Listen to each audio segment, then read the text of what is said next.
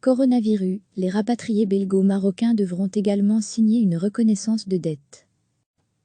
Les belgo-marocains coincés au Maroc depuis la mise en place des mesures de confinement liées au coronavirus pourront bientôt rentrer en Belgique, sous certaines conditions, à savoir des critères humanitaires. Des vols spéciaux vont être organisés prochainement, comme l'a annoncé, il y a quelques jours, le ministre belge des Affaires étrangères Philippe Goffin, MR. Mais à l'instar d'autres opérations de rapatriement, les personnes concernées vont devoir signer une reconnaissance de dette auprès des autorités belges, confirme à la RTBF le SPF Affaires étrangères. Depuis le début de la crise, plusieurs vols de rapatriement ont été mis en place, Burundi, Équateur, Cambodge, Pérou, et à chaque fois, les Belges qui embarquent sur ces vols affrétés signent une reconnaissance de dette pour le prix du voyage qui est fixé de manière tout à fait simple, juste et transparente, indiquait le SPF Affaires étrangères, dans un communiqué publié le 1er avril dernier. En effet, on prend le prix du vol aller-retour, on le divise en deux, et ensuite par le nombre de sièges disponibles. C'est le résultat de ces deux divisions qui donne le prix du vol aller simple, qui doit être remboursé par chaque bénéficiaire. Pour celles et ceux qui pourront bientôt quitter le Maroc, le principe de la signature d'une reconnaissance de dette entre également en vigueur. C'était déjà le cas lors des derniers vols organisés fin mars au départ du royaume chérifien. C'est une procédure classique, ajoute Arnaud Gaspard, porte-parole du SPF Affaires étrangères. La personne participe aux frais. Les vols ont un coût. En général, la moitié du coût réel est prise en charge par le voyageur. Mais pour certaines personnes concernées, la reconnaissance de dette peut faire peur. Quel montant va-t-on me réclamer à mon retour? Aurais-je les moyens de rembourser? Pourquoi les tarifs ne sont pas ceux pratiqués par les compagnies privées? Pourquoi dois-je payer mon vol, alors que je suis victime de la situation depuis plus d'un mois, et que je n'ai pas pu retrouver mes proches et mon travail? Il y a un manque de transparence. Rachid Ben Salah, conseiller communal des en attente de prêter serment, a été contacté par des belgo-marocains sur place. La procédure de rapatriement des Belges bloqués au Maroc a démarré le 17 avril sous la houlette des autorités belges. Néanmoins, il y a un manque de transparence, regrette-t-il. Les Belges bloqués au Maroc ont été sommés de signer une reconnaissance de dette auprès des autorités belges sans connaître le montant au préalable. Le coût du rapatriement doit être communiqué. Car beaucoup craignent ce chèque en blanc, et cette crainte m'a été rapportée par plusieurs familles. Je demande aux autorités belges de la clarté concernant les montants en question. Le SPF précise, c'est un calcul démocratique qui est réalisé. Les vols sont affrétés par différentes compagnies. Le vol aller n'est pas pris en charge par les passagers. Ce n'est que le vol retour selon le principe, la moitié du coût réel. C'est la moitié sur le nombre de sièges et pas le nombre de passagers à bord de l'avion. Concernant les tarifs, pour une destination comme le Maroc, on ne va pas sur des sommes comme 1 000 €, mais on tourne plutôt autour des 200 €, rassure le SPF.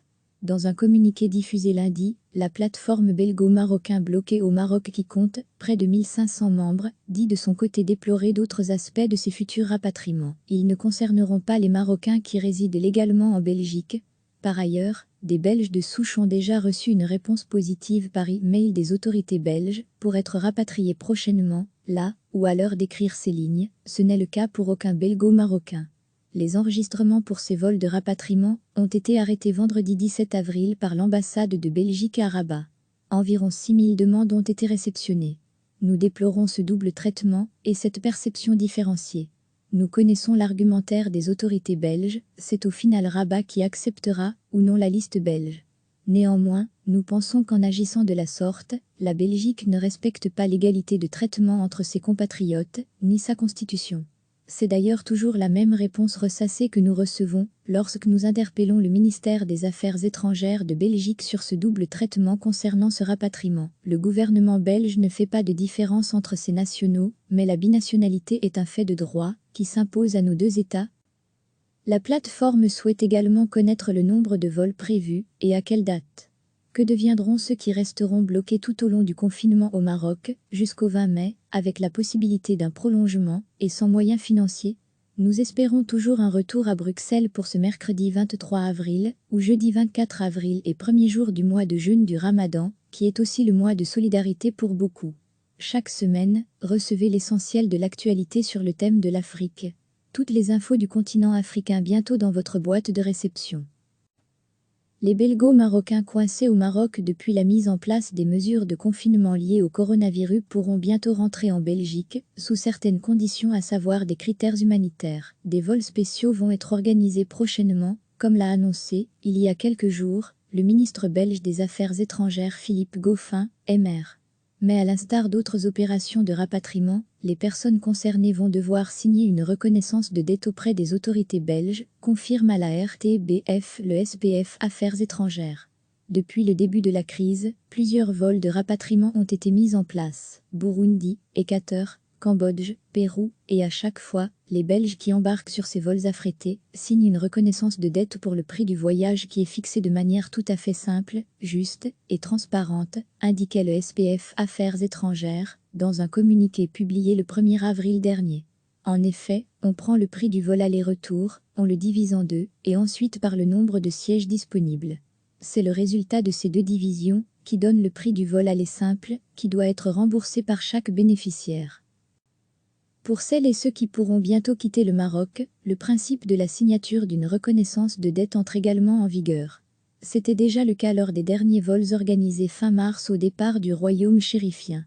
C'est une procédure classique, ajoute Arnaud Gaspard, porte-parole du SPF Affaires étrangères. La personne participe aux frais, les vols ont un coût. En général, la moitié du coût réel est prise en charge par le voyageur. Mais pour certaines personnes concernées, la reconnaissance de dette peut faire peur. Quel montant va-t-on me réclamer à mon retour? Aurais-je les moyens de rembourser? Pourquoi les tarifs ne sont pas ceux pratiqués par les compagnies privées? Pourquoi dois-je payer mon vol, alors que je suis victime de la situation depuis plus d'un mois, et que je n'ai pas pu retrouver mes proches et mon travail? Il y a un manque de transparence. Rachid Ben Salah, conseiller communal des filles en attente de prêter serment, a été contacté par des Belgo-Marocains sur place. La procédure de rapatriement des Belges bloqués au Maroc a démarré le 17 avril sous la houlette des autorités belges. Néanmoins, il y a un manque de transparence, regrette-t-il. Les Belges bloqués au Maroc ont été sommés de signer une reconnaissance de dette auprès des autorités belges sans connaître le montant au préalable. Le coût du rapatriement doit être communiqué. Car beaucoup craignent ce chèque en blanc, et cette crainte m'a été rapportée par plusieurs familles.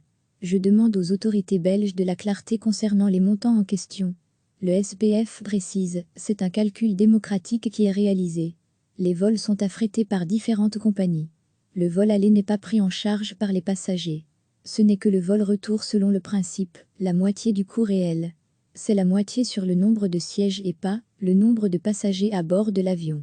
Concernant les tarifs, pour une destination comme le Maroc, on ne va pas sur des sommes comme 1000 €, mais on tourne plutôt autour des 200 €, rassure le SPF. Dans un communiqué diffusé lundi, la plateforme belgo-marocain bloquée au Maroc qui compte près de 1500 membres, dit de son côté déplorer d'autres aspects de ces futurs rapatriements. Ils ne concerneront pas les Marocains qui résident légalement en Belgique. Par ailleurs, des Belges de souche ont déjà reçu une réponse positive par e-mail des autorités belges pour être rapatriés prochainement, là, ou à l'heure d'écrire ces lignes, ce n'est le cas pour aucun belgo-marocain. Les enregistrements pour ces vols de rapatriement ont été arrêtés vendredi 17 avril par l'ambassade de Belgique à Rabat.